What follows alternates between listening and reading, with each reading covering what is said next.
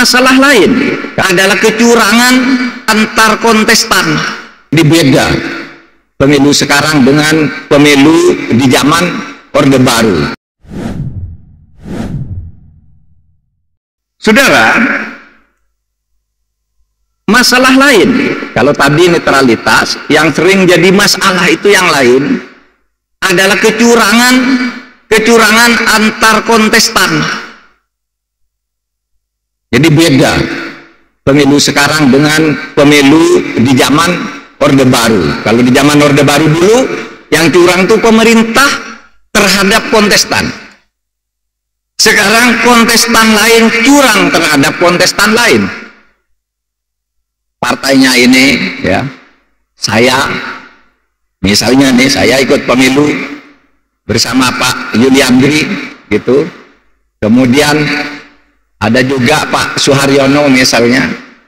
Pak Yuliandri misalnya mendapat suara 30.000. Untuk memperoleh satu kursi suaranya harus 35.000. Saya mendapat 2.000. Saya dapat 2.000, Pak Suharyono mendapat 4.000. Pak Yuliandri tidak bisa masuk, Pak Haryono tidak bisa masuk, saya tidak bisa masuk. Lalu Pak Yuliandri itu membayar Pak Haryono dan membayar saya jadi 36.000 masuk dia. Itu contoh kecurangan yang sering muncul di pengadilan pemilu. Belinya ke siapa tuh? Memindahkan suara-suara yang tidak masuk lalu dijual ke yang paling besar agar masuk tuh. Belinya kepada PPS, KPPS, kelompok panitia pemungutan suara. Beli di situ, transaksinya di situ. Itu berdasar pengalaman. Oleh sebab itu yang berperkara terkadang antara satu orang dari satu partai terhadap temannya sendiri yang satu partai, karena suaranya dicuri lalu dijual. Ini yang harus diawasi. Kemudian juga tidak jarang di TPS itu panitia pemungutan suara, PPS itu juga jual beli juga. Sehingga saudara, ya, diharapkan saudara ini menjadi pemantau semua. Mungkin Pak Rektor bisa mengkoordinir agar membentuk barisan-barisan pemantau ke setiap TPS. Memantau, diviralkan aja. Ini hitungannya di TPS sekian ada masalah, viralkan langsung. Nanti akan disediakan di pusat perhitungan yang netral. Laporan yang datang dari masyarakat ini. Sekarang kok di kecamatan berubah, kok di kabupaten berubah, di mana ini masalahnya akan ketahuan. Saudara, bukan hanya itu. Kalau cara penghitungan mungkin lebih gampang dikontrol seperti itu. Misalnya Pak Rektor menyediakan 100 HP, udah kamu ke 100 TPS, nanti perhitungannya potret, divideokan, hasilnya terakhir bagaimana, kirim ke pusat penghimpun data netral di Jakarta. Itu gampang kalau cuma begitu. Tetapi proses menuju pencoblosan itu juga harus dikawal, bukan hanya di TPS. Karena terkadang kecurangan terjadi di sini, di proses-proses menuju tanggal pencoblosan. Saudara, ini semua saya katakan agar pemilu kita itu bermartabat. Nah, saudara sekalian, hal lain yang terakhir ini adalah banyaknya hoax. Hoax itu berita bohong. Berita bohong itu fitnah. Caranya bagaimana? Caranya ya dibuat berita palsu atau memotong kalimat orang. Gitu. Misalnya, kalau saya mengatakan begini, saya minta izin Pak Rektor karena saya takut di Unhas ini terjadi kecurangan pemilu. Lalu dibuang kata Karena saya takutnya itu dibuang, sehingga saya bilang ke Pak Rektor, mohon izin Pak Rektor, di Unhas ini terjadi kecurangan pemilu. Clickbait. Dua kata dipotong lalu menjadi kalimat-kalimat yang hoax. Saya pernah mengatakan begini, DPR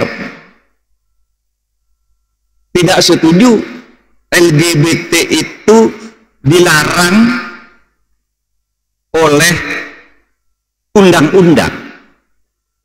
DPR tidak setuju LGBT itu dikriminalisasi di dalam kitab undang-undang hukum pidana, karena menurut DPR LGBT itu adalah kodrat.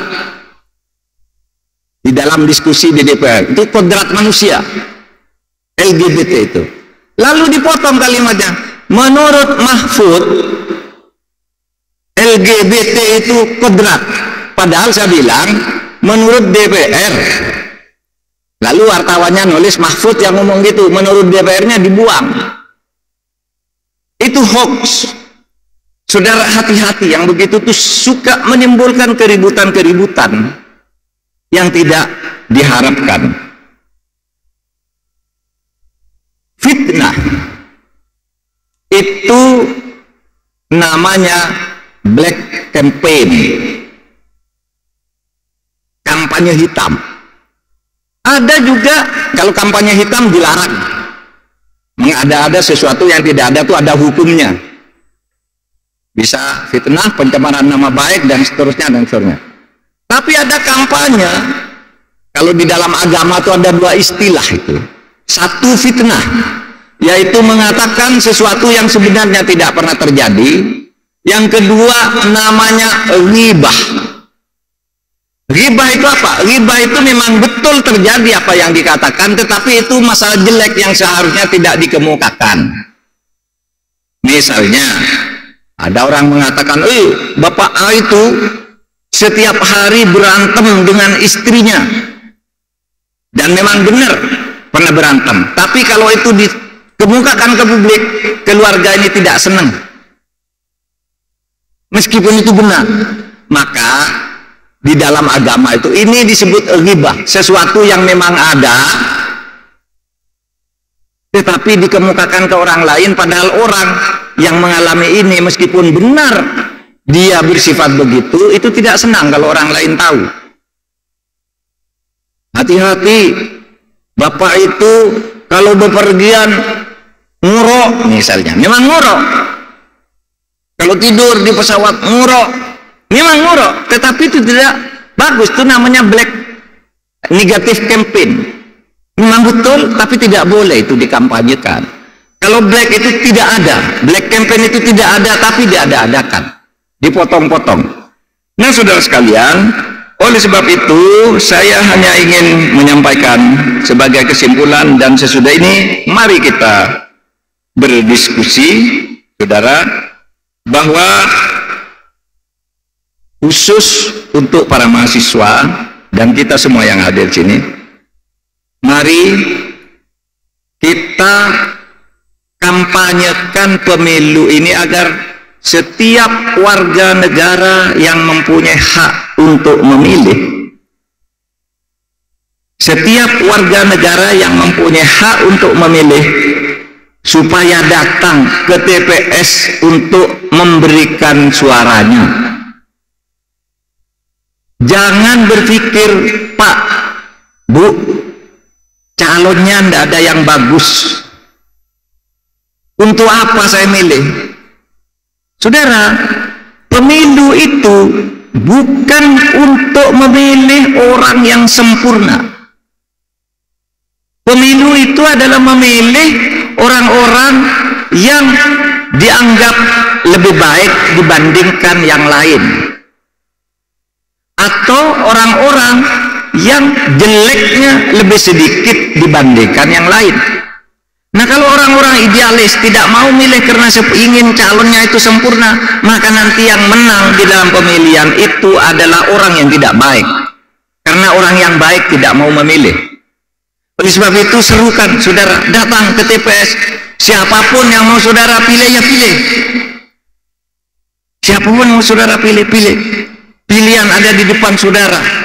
Kampanye memberitahu kepada warga masyarakat yang bagus ini boleh, asal bukan dengan tekanan dan bukan dengan penipuan-penipuan. Silakan, boleh, saudara sekalian.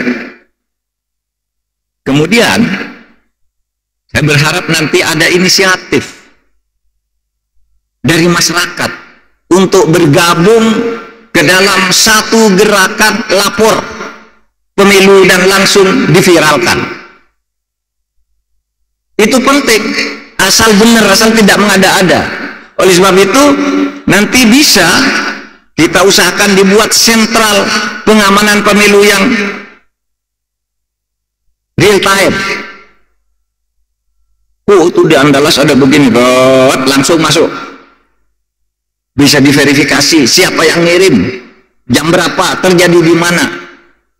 Nah, sekarang kita sedang menyiapkan hal-hal yang seperti ini agar pemilu berjalan baik, dan saya berharap putra-putri dari Universitas Andalas dan perguruan tinggi di sekitar Universitas Andalas ini ikut berpartisipasi untuk menjaga agar pemilu ini benar-benar bermartabat, jujur, dan adil.